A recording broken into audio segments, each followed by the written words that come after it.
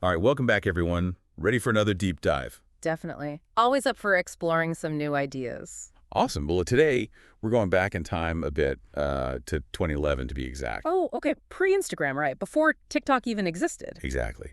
We're diving into a book called Likeable Social Media by Dave Kirpin.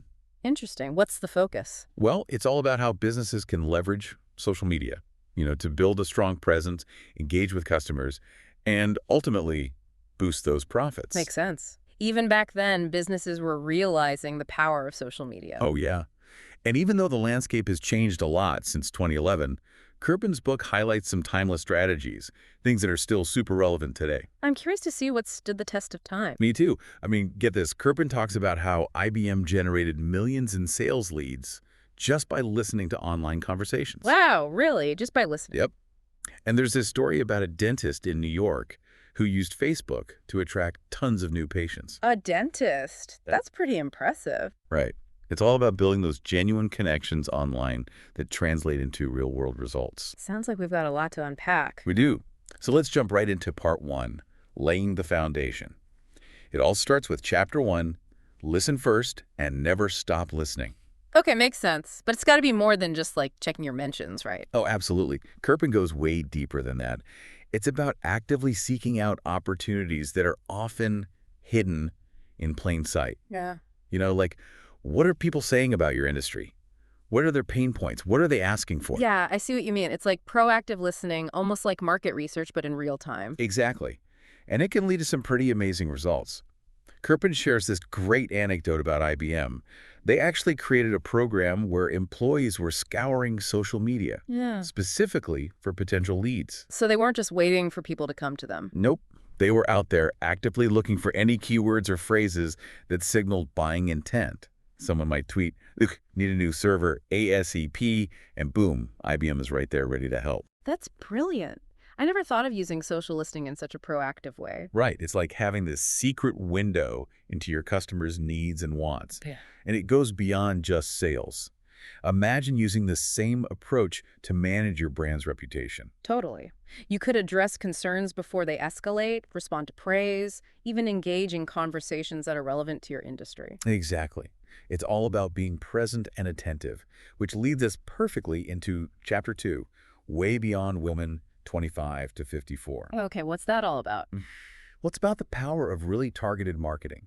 Remember those old days when we used broad demographics like women 25 to 54? Oh yeah, haha. That seems so archaic now. Right. Well, Kirpin was already seeing that shift back in 2011, and it's only become more pronounced today. Especially with all the tools we have now. Exactly. Kirpin really dives into the incredible precision we have now with tools like Facebook ads. We can go way beyond just basic demographics. We can target people based on their interests, their online behavior, even their connections. So if you're, say, a local coffee shop, you could target people who follow coffee blogs, live within a 5-mile radius, and like pages of similar businesses. Exactly. It's like laser focus. Yeah. You can tailor your message to exactly the right people at the right time. Much more efficient and probably way less annoying for the consumer. No more irrelevant ads popping up everywhere. Totally.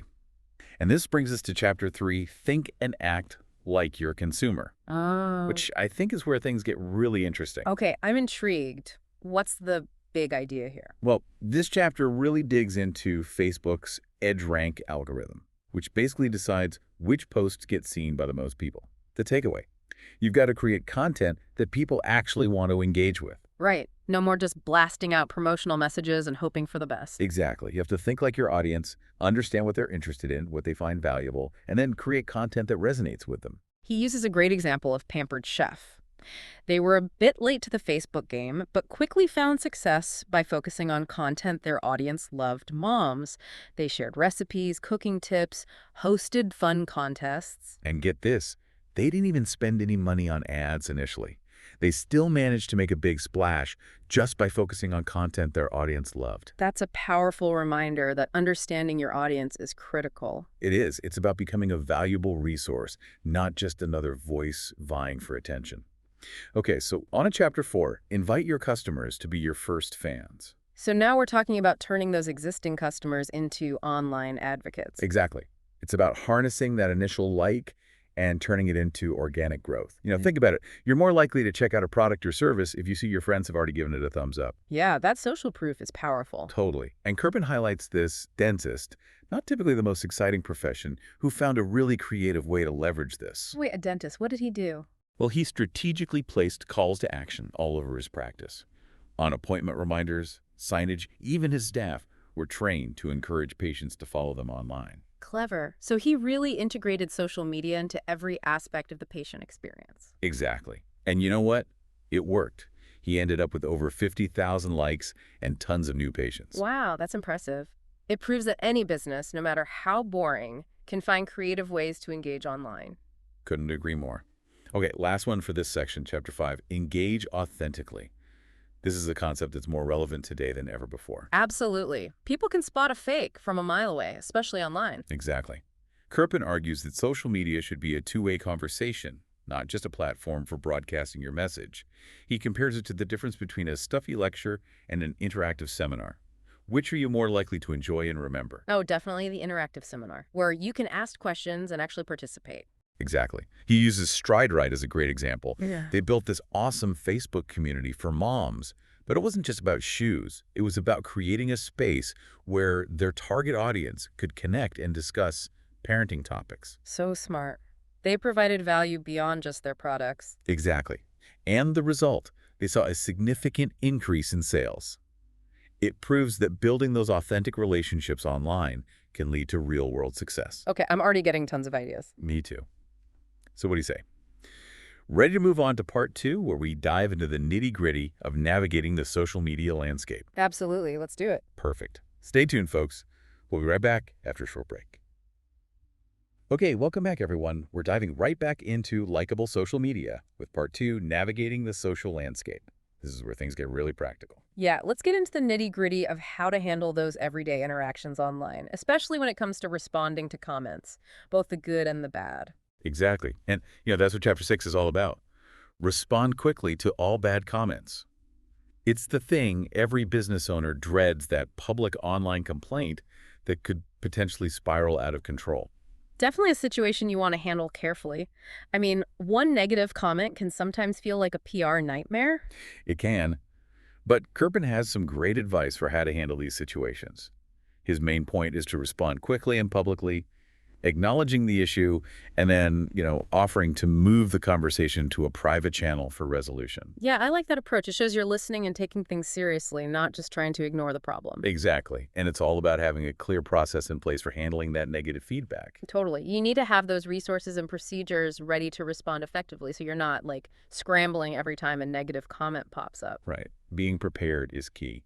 And Kirpin even suggests, prioritizing those responses based on the customer's online influence. Oh, that's interesting. So, like, some voices carry more weight online than others? Exactly. It might seem a little strategic, but it's true, right?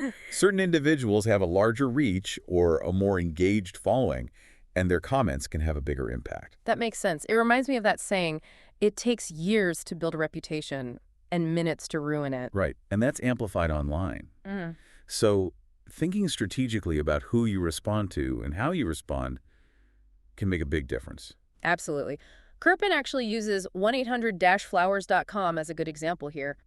During those peak holiday seasons, they would go above and beyond to handle customer complaints, offering quick solutions, turning those negative comments into positive buzz. That's a great example. It's like they say, under-promise and over-deliver, which is super important in the age of social media. Totally. Okay, but here's something a lot of brands overlook responding to the good comments. Oh, that's so true.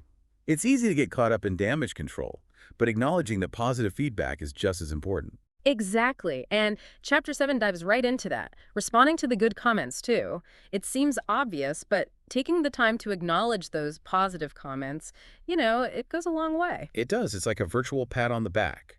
It shows appreciation and reinforces positive brand associations. Right. And Kirpin even suggests, responding in a way that reflects your brand's personality. So like matching the tone and style of your brand. Exactly. He gives this example of Cumberland Farms' Chill Zone campaign. They were responding to fans in this, like, casual, playful tone, which matched their target audience perfectly. Love it. It's all about letting your brand's voice shine through, even in simple interactions. Right. Okay, so chapter 8 goes even deeper into the idea of authenticity, which I think is such a buzzword these days. It is. But what does it really mean in the context of social media? Like, how do you actually be authentic online? That's exactly what Kirpin breaks down here. It's about being genuine, relatable, not coming across as like robotic or scripted. It's like showing your human side. Yes. He compares it to like an improv show where you're responding to the audience's input in real time. You have to be responsive and genuinely interested in what your audience is saying. Oh, I love that analogy. It's Yeah. so different from like calling a customer service line and getting a totally canned response, right? Exactly. And he contrasts that with how popular Ashton Kutcher's Twitter account was back then. It Mhm. was known for being like unpolished and real. People loved his humor and felt like they were getting a glimpse into his real personality. It's a good reminder that people connect with people, even through a screen. It is. But he also cautions against faking authenticity. Right, because people can spot a phony a mile away. Exactly. And he shares an example of this politician's misleading Facebook account, which really highlights the importance of being transparent and honest online. No shortcuts to genuine connection. Definitely not. And chapter 9 goes even further into the importance of honesty and transparency. He ties it back to the rise of word of mouth marketing. So, like, building trust and credibility is essential when it comes to recommendations and online reviews. Exactly. He shares this example of Educational Employees Credit Union, EECU, which kind of surprised me. They fully embrace transparency by openly discussing banking topics on their Facebook page. Wow, that's bold for a financial institution. It is, but it helped them build trust with their customers. Makes sense. Okay, last one for this part. Chapter 10. Should you ask a lot of questions? Seems intriguing. It is. And Kirpin's answer is a resounding yes.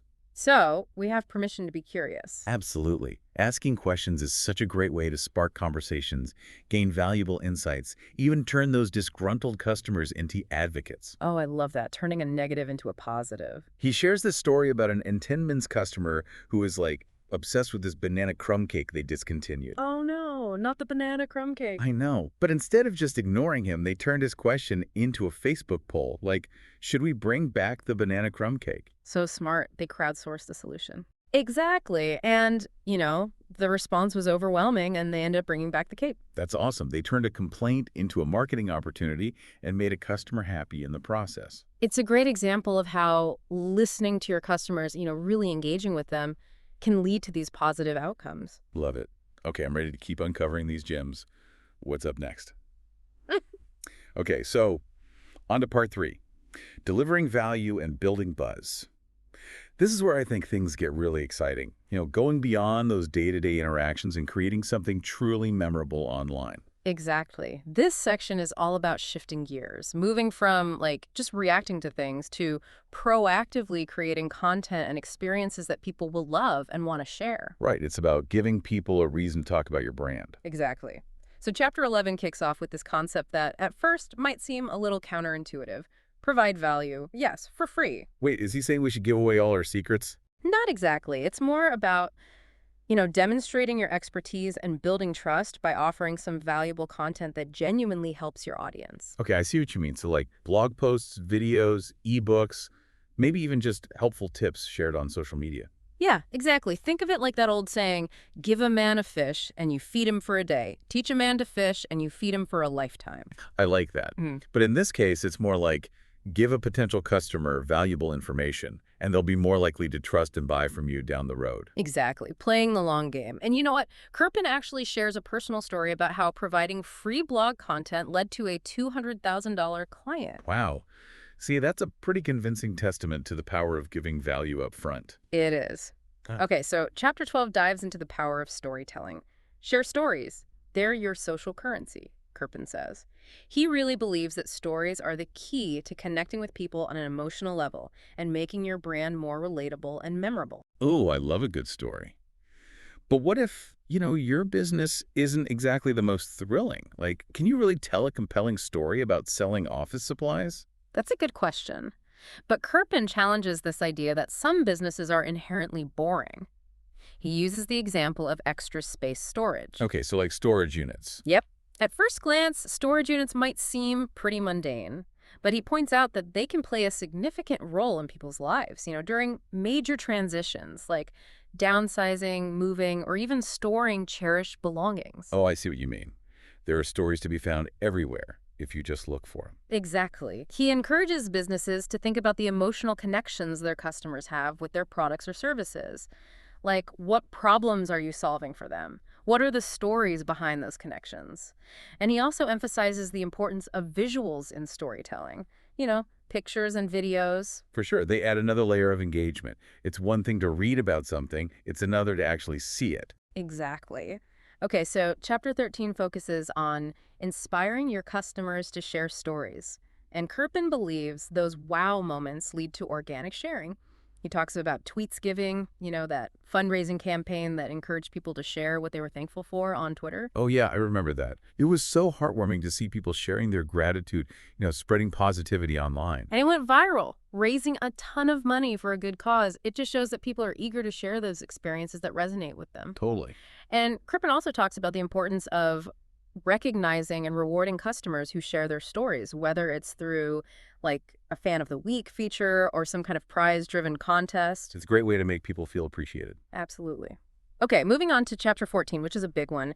Integrate social media into the entire customer experience. He's talking about moving beyond the marketing department and making social media a company-wide initiative. So breaking down those silos and creating a cohesive experience, no matter how a customer interacts with your brand. Exactly. He paints this picture of an ideal customer experience at a restaurant, from targeted Facebook ads to calls to action on the menu to even responding to those online reviews. Social media is seamlessly woven into every step of the customer journey. It's about creating that consistent and engaging experience from start to finish. Right. And he emphasizes this need for what he calls company-wide social media fluency. Like, imagine everyone in your organization empowered to listen, respond, and engage with customers online. That would be a game changer. It would transform social media from just a marketing channel into this powerful tool for building relationships and enhancing the customer experience. And he even uses Oreo as an example. They fully embrace social media. It's not just a marketing channel for them. It's integrated into their website, their advertising, their packaging. It's everywhere. Okay, so let's talk about the bottom line. How do we turn all of this engagement into actual profit? That's what part 4, turning engagement into profit, gets into. And chapter 15 focuses specifically on using social network ads for greater impact. Now, Kirpin is a big believer in Facebook advertising, especially because of its really sophisticated targeting capabilities. It's about reaching the right people with the right message at the right time. No more throwing spaghetti at the wall and hoping something sticks. Exactly. He emphasizes how powerful those Facebook ads can be at eliminating waste, and how you can target by demographics, interests, behaviors, even the connections people have with other pages. You can really fine-tune your audience. Yeah, it's amazing. And he's particularly excited about Friends of Connections ads. These ads leverage the social proof of your existing fans by targeting their friends. Oh, that's smart. So it's like getting a recommendation from someone you already trust. Exactly. He also mentions homepage engagement ads for larger brands. These offer more interactivity and functionality, so you can create polls, play videos, even distribute samples. It's about using all of Facebook's tools to their full potential. Right. Okay, but what happens when things go wrong? We all know social media can be a double-edged sword. Oh, it definitely can. One little misstep, and it feels like the whole world is watching. That's where chapter 16 comes in. Admit when you screw up, then leverage your mistakes. Kirpin believes brands can actually turn those crises into opportunities to rebuild trust and, demonstrate their commitment to doing better. And he analyzes 2 well-known case studies, JetBlue and Domino's Pizza. Oh, yes, I remember those. JetBlue had that snowstorm debacle where passengers were stranded on the tarmac for hours, right? And then Domino's had that video of employees contaminating food go viral. Yeah, not exactly shining moments for either brand. Not at all. But what's interesting is how they responded. Exactly. So JetBlue's CEO didn't shy away from the issue at all. He publicly apologized, he posted a heartfelt video on YouTube, and even appeared on late-night talk shows to address the situation head-on. Wow, they really owned up to their mistake. They did. And you know what? Instead of trying to sweep it under the rug, they owned their mistake, and they took steps to make things right. And Domino's. Domino's did something similar. They launched a whole campaign acknowledging the food contamination incident and outlined the steps they were taking to improve food safety. It was a risky move, Yeah, but it paid off, right? yeah, It showed a level of transparency that really resonated with people. it did. And Kirpin stresses the importance of having that crisis plan in place so you're not caught off guard. Right, so you can respond quickly and effectively. Exactly. Okay, chapter 17. Consistently deliver excitement, surprise, and delight. So Kirpin believes even small gestures can make a big impact and leave a lasting impression. It's those little unexpected touches that people really remember. I agree. And he shares this personal story about a consultant who overnighted him a book just because. Wow, that's so nice. Right. It wasn't a sales pitch. It was a genuine act of kindness that made him feel valued. I love that. It's those things that really stand out. He also talks about Best Buy's 12th Force, a team dedicated to answering customer questions on Twitter. They would provide helpful advice, even about competitors' products. Wow, that's going above and beyond. It was a way to provide value and build goodwill. Okay, and last but not least, Chapter 18. Don't sell. Just make it easy and compelling for customers to buy. That sounds a little counterintuitive. It does, but Kirpin believes the best way to actually drive sales on social media is to focus on creating a seamless and enjoyable buying experience. So, like, taking away any friction. Exactly.